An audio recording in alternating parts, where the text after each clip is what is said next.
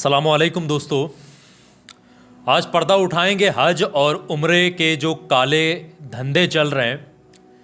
आप भी या फिर आपके घर में, आपके परिवार में, आपके रिश्तेदारों में कोई हज या फिर उम्रा करने जाने वाला है या जाने की सोच रहा है, या कभी अल्लाह ने ऐसी तौफीक दी कि जाना आपको नसीब हुआ।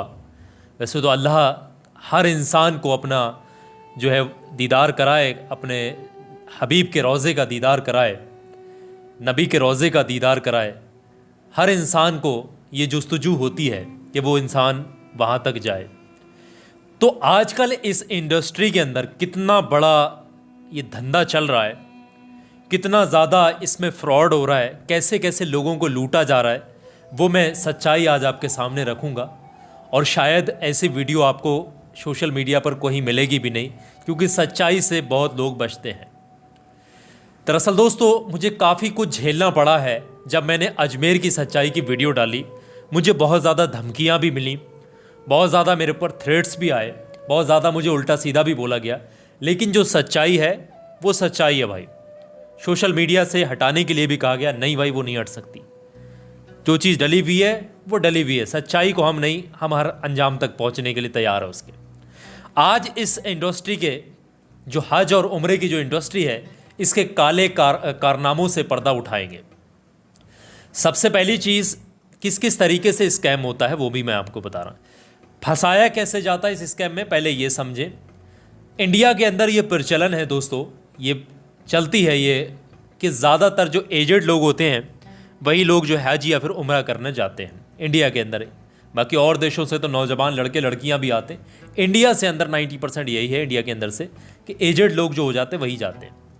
और जब एजेड हो जाते हैं ना, तो उनका दिमाग वैसे ही संतुलन में नहीं रहता, इंडिया के अंदर ही संतुलन में नहीं रहता। देश के बाहर जब वो लोग जाते हैं तो ख़ुद उनका होश व हवास कटे हुए होते हैं, उनको मालूम ही नहीं होता, क्योंकि देश के बाहर है, कानून अलग है, लोग अलग हैं, रहना, बोलचाल, भाषा सब अलग है, उनको कुछ नहीं मालूम होता है। वो एक सीधे सज्जन बन जाते हैं विदेश में जाकर के, दूसरे देशों में जाकर के। इसी वजह से ये फ्रॉड के और धोखेबाजी के शिकार होते हैं। तो कौन कौन से फ्रॉड, कौन कौन से स्कैम होते हैं, शुरुआत से बता रहा हूँ। सबसे पहली चीज़ ये होती है कि फंसाया जाता है इंसान को सस्ते पैकेजेस में। आजकल सोशल मीडिया पर बहुत वीडियोस चल रहे हैं कि 40,000 में उम्रा करा रहे हैं, 45,000 में करा रहे हैं, 55,000 में करा रहे हैं, 70,000 में भी करा रहे हैं लोग, 90,000 में भी करा रहे हैं, 1 लाख 1.5 लाख में भी करा रहे हैं। आखिर ये 40,000 में उम्रा करा कैसे रहे हैं? इनके दो ही इंटेंशन हो सकते हैं। पहला इंटेंशन तो ये है, ये खल्क और खिदमत के लिए कर रहे हैं सिर्फ ये लोगों की। अब वो सोशल मीडिया पर कर रहे हैं तो यहाँ तो अनलिमिटेड लोग हैं, तो इतना तो पॉसिबल है नहीं, और ये इंटेंशन सरासर हो ही नहीं सकता। फिर ये दूसरा इंटेंशन सिर्फ और सिर्फ लूटना, जलालत देना, परेशानी पहुँचाना, आपको उलझाना और आपको फंसाना, यही हो सकता है, इसके अलावा कुछ नहीं। वो कैसे, ये समझिएगा दोस्तों। कितना भी मरा हुआ टिकट करोगे आप जाने का, 15 से 20 हज़ार रुपये से कम नहीं होगा, इससे ऊपर ही होगा। आप देख लेना, खुद भी कर लेना, कहीं से भी करना। और तत्काल में करोगे तो 25, 30, 35, 40 हज़ार रुपये तक चला जाता है। मान लिया मिसाल के तौर पे जाने का 20,000 का टिकट है, 20,000 रुपये तो लगने ही लगने हैं। अब इसी तरीके से 20,000 यहीं ख़त्म हो गए। अब वो 40,000 रुपये में उम्रा करा रहा है, कैसे? अब वो लौटना भी है वही। आपको कितना मरा हुआ टिकट करोगे, 10,000 से कम नहीं होगा लौटने का।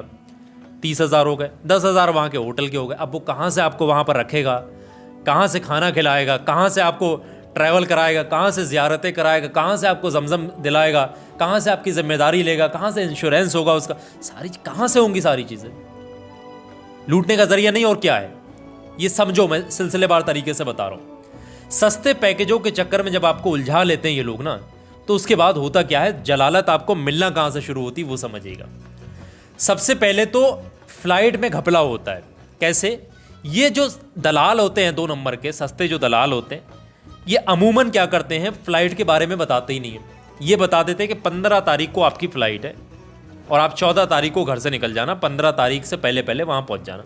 एक आम इंसान क्या करता, अपना दरी बिस्तरा बांध करके पहुँच जाता, चल देता बेचारा घर से, खुशी खुशी चल देता है। अब उसकी फ़्लाइट क्या होती, फ़्लाइट होती बाया, यानी बीच में रुकने वाली। और वो बीच में रुकने वाली फ़्लाइट का मतलब समझ रहे हैं, इस एक दिन ऐसे पड़े रहते हैं जैसे स्टेशनों पर पड़े रहते हैं।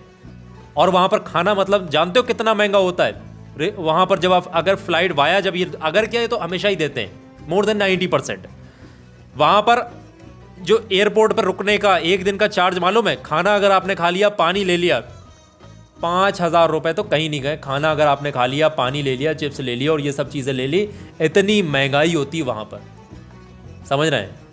1,400 रुपये का खाना मिला था, मैंने वहाँ पर मंगाया था 2 लोगों के लिए, और खाना था बस से बदतर खाना था, इतना बुरा था। जब मैं अपने वालिद साहब को छोड़ने गया था, जब मेरे वालिद साहब उम्रा करने गए, तो बाया फ्लाइट में पहले आपको फंसा देंगे, ये यहां पर बताएंगे नहीं कि आपकी फ्लाइट बाया है, तो यहां पर पहला स्कैम हो जाएगा। अब आप वहां पहुंचेंगे, पहुंचने के बाद क्या होता है, एक दूसरी जलालत अब आपको मिलेगी, और दूसरी जलालत ये है कि होटल। इनसे बचना कैसे ये भी बता दूंगा। दूसरी जलालत आपकी होटल की है। होटल आपको 3 किलोमीटर, 4 किलोमीटर, 2.5 किलोमीटर, 5 किलोमीटर के दायरे में देंगे।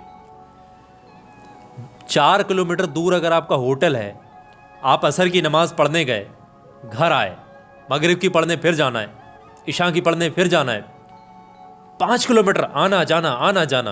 आसान समझ रहे हो? इजी समझ रहे हो इसको? बहुत मुश्किल है, सीधी सीधी जलालत है। क्योंकि ये जो सस्ते दलाल होते हैं, ये पास के hotel within 100 metre, 50 metre, 0 metre, 200 metre, within 500 metre, आधा किलोमीटर का ये अफोर्ड नहीं कर पाते कि वो होटल जो होते हैं 4 स्टार, 5 स्टार, 3 स्टार से ऊपर ही होते हैं। वो 3 स्टार से तो ऊपर ही रहते हैं, 4 स्टार 5 स्टार के लेवल में जाते, तो वहाँ का जो है चार्जेस महंगे होते और खाने में भी थोड़े फ़र्क होता है। तो ये लोग सस्ते दलाल जो होते हैं, अफोर्ड नहीं कर, दूर के होटल लेते हैं। वहाँ पर होटल भी सस्ते होते हैं क्योंकि वो ऑक्यूपाई ज़्यादा हो नहीं, खाली रहते हैं ज़्यादातर, तो वहाँ पर क्या ये लोग ले लेते हैं। खाने में भी कंप्रोमाइज़ होता है थोड़ा, तो दूर के होटल लेने में थोड़ा सस्ता पड़ता है, और थोड़ा नहीं काफ़ी सस्ता पड़ता है। इस वजह से सस्ते दलाल जो आपको ले जा करके दूर डाल देते हैं। ये सीधी सीधी जलालत है। अब फिरो परेशान, बसों से चक्कर काटते फिरो। अब नए इंसान हो, आपको बस में जाना और आना आसान समझ रहे? समझ रहे? अपने देश में ही एक जगह से दूसरी जगह बस में जाके देखो कितना टाइम लगता है। दूसरी जलालत आपको मिल गई। अब तीसरी जलालत क्या होगी ये समझिएगा। तीसरी जलालत ये है कि आपका नंबर आएगा अब ज़ियारत करने का। अब ज़ियारत में क्या है, ये आपको बस में बैठाकर ले जाएंगे सबको, जितने भी आप लोग गए हो, 15, 20, 30 जितने भी लोग इंडिया से एक ग्रुप बना करके गए, सबको बस में भरेंगे और ले जाएंगे। इनकी बस होटल की होती है। ये बस में ले जाएंगे, कोई एक पॉइंट आएगा, कोई एक जगह आएगी, कोई एक जो है कहीं शहादत हुई किसी की, कोई अल्लाह के वली की कोई जगह है, कोई यादगार जगह है जिसकी तारीख़ है, जिसको समझना है, देखना है, वो जगह है, वो देखो बस रुकेगी 2-4 मिनट, वो जगह वो है, इसकी तारीख ये ऐसा ये ऐसा, यहीं से बता दें सब। वहाँ ले नहीं जाएंगे आपको, आधा घंटा 1 घंटा बस नहीं रोकेंगे, चारों तरफ घुमाएंगे नहीं, आपको वहाँ का पूरा बताएंगे नहीं। बताएंगे तो सिर्फ 2-4 चीज़ों का ही बताएंगे, 2-4 जगह बस रोक कर, वरना सब ऐसे ही घुमा देंगे फटाफट। ये सस्ते पैकेजेस वालों की बता रहा हूँ, ये भी जलालत है। आप जहाँ पर गए हैं, चीज़ों को देखने गए, समझने गए हैं, आपकी ख्वाहिश थी, ज़िंदगी भर तमन्ना, आपको ऐसे ऊपर ऊपर बता दिया जाए। ऐसे तो आप मोबाइलों में भी देख रहे हो, है ना, ऐसे टीवियों में भी देख रहे हो, ऐसे तो दिख ही रहा है। तो ये तीसरी जलालत है। अब चौथी जलालत समझिएगा। चौथी जलालत में ये लोग स्कैम भी करते हैं। वो क्या है, ये लोग रिटर्न का टिकट नहीं कराते। रिटर्न का टिकट में कभी कभी फांस देते हैं, और रिटर्न के टिकट में ऐसा फांसते हैं कि इंसान को खुद अपने पास से तक रिटर्न का जो है रिटर्न वाला टिकट करना पड़ जाता है। यहाँ पर ये जलालत मिलती है। ये चौथी जलालत है। अब इसमें एक आम इंसान, इन तमाम जलालतें तो मिल ही रही हैं, तो मैं मोटी मोटी बता रहा हूँ, बाकी तो बहुत मुश्किलात होती है। और पांचवी सबसे बड़ी जलालत वो क्या है, वो अभी आगे आपको बताऊंगा। और वो हर इंसान को पता होना चाहिए जिसके दिल में भी जाने की तमन्ना है।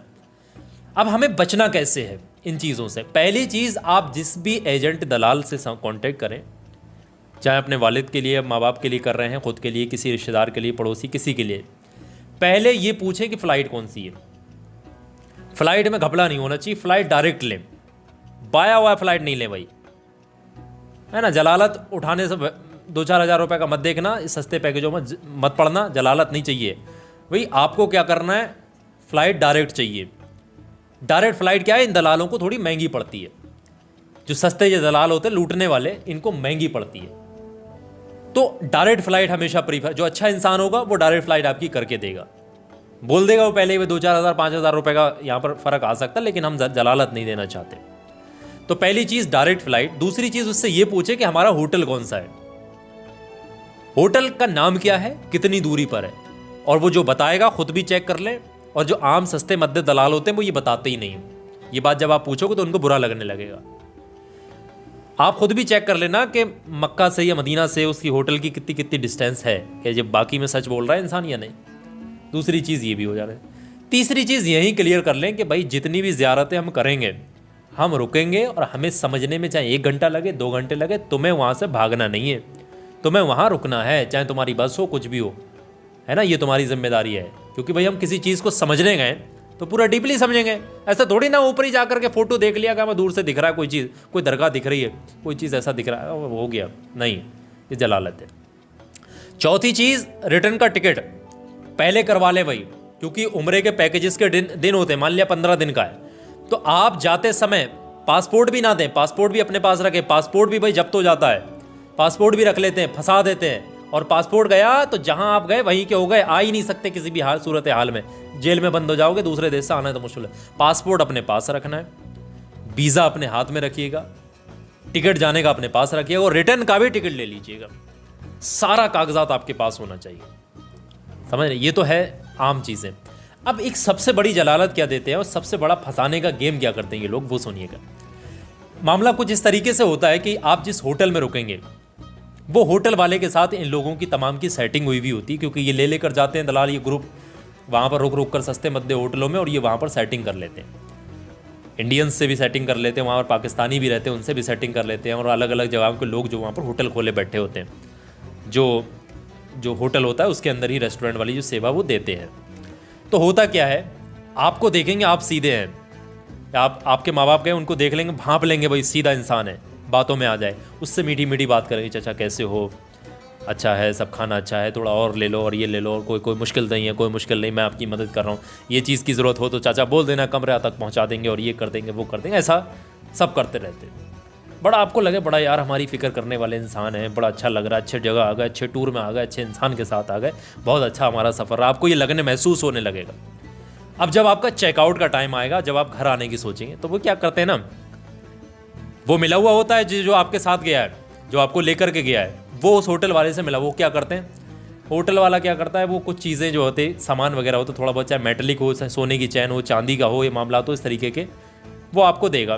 कभी कहेगा ये गिफ्ट के तौर पे है, कभी होटल वाला भी जो लेकर गया वो भी वहाँ रहता है, मिला रहता है, अरे वो भाई के लिए वहाँ जाकर के आप भाई को दे देना, एयरपोर्ट पे हमारा भाई मिल जाएगा उसको दे देना, ये एक आपका है और एक ही हमारे भाई को दे देना। इस तरीके से कभी सोने की चैनें डाल देते हैं गले में, कभी अंगूठियाँ डाल देते हैं, कभी कोई सामान को बंद करके दे देते हैं, कभी कोई नशे की चीज़ें दे देते हैं, कभी कोई इलीगल चीज़ें भी दे देते हैं। और आम इंसान क्या होता है, भोला भाला है भाई, जब खाते हैं तो आँख झेपती है, जब इंसान खाएगा किसी का तो उसकी आँख ज़रूर झेपेगी फिर उससे। तो फिर जब हमारी उसने मदद करी है, जब उसने हमारी खिदमत करी है, वहाँ पर अच्छा खाना खिलाया और चाचा कोई फिक्र नहीं, कोई परेशानी नहीं, तो फिर वो कह रहा है चाचा यार ये डाल लो, ये एयरपोर्ट पर बंदा होगा, भाई होगा इनका, उनको दे देना। अरे तो फिर क्या ला रहे, जेब में डालना ही तो है, यही तो सोचोगे। बस ये डालते ही आप इंदिरा गांधी इंटरनेशनल एयरपोर्ट आओगे दिल्ली में, आप फंस जाओगे। आपका दरी बिस्तरा सब जमा हो जाएगा, पासपोर्ट भी जमा हो जाएगा, और आप जो है तस्करी के मामले में फंस जाओगे। चाहे वो नशे का तस्करी हो या जेवरात का हो या सोना चांदी हो, किसी भी चीज़ की तस्करी में आप फंस जाओगे, निकलना मुश्किल हो जाएगा। और इतना पैसा पड़ेगा सोच भी नहीं सकते। और यहाँ तक कि ये भी हो सकता है कि जेल भी हो सकती है। तो ये फंसा देते हैं इस तरीके से। तो ये लूट रहे हैं, अल्लाह के नाम पर लेकर तो जाते हैं, वहाँ पर अल्लाह का घर दिखाने के लिए लेकर तो जाते हैं, लेकिन ये इस तरीके से काले कारनामे भी करते हैं। वहाँ से इलीगल तरीके से सस्ते भोले वाले लोगों के सामान में या फिर उनको उनके गले में चीज़ें भी डालते हैं। ये ऐसा नहीं है, ये रहनुमा नहीं होते, ये देखने के अच्छे होते हैं ऊपर से, अंदर से बड़े बड़े हरामखोर इंसान भी इस फील्ड में उतरे हुए हैं। तो वह सीधे साधों का ज़माना नहीं है, समझ रहे हैं। तो ये कुछ चीज़ें चल रही हैं जो इसमें बहुत ज़्यादा, और जो सस्ते मध्य पैकेजेस के चक्कर में मत पड़िएगा। 10-5 हज़ार का फ़र्क आ रहा है भाई, अफोर्ड कर लेना, कोई मुश्किल नहीं है।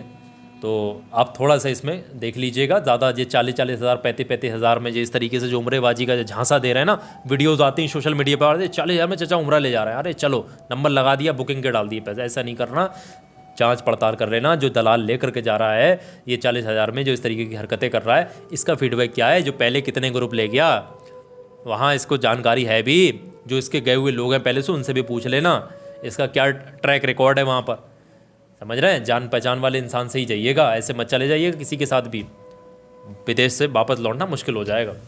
फ़िलहाल जो चीज़ें थी मुझे मेरे जहन में जो चल रही थी, लोगों को अवेयरनेस के तौर पे मुझे बताना चाहिए।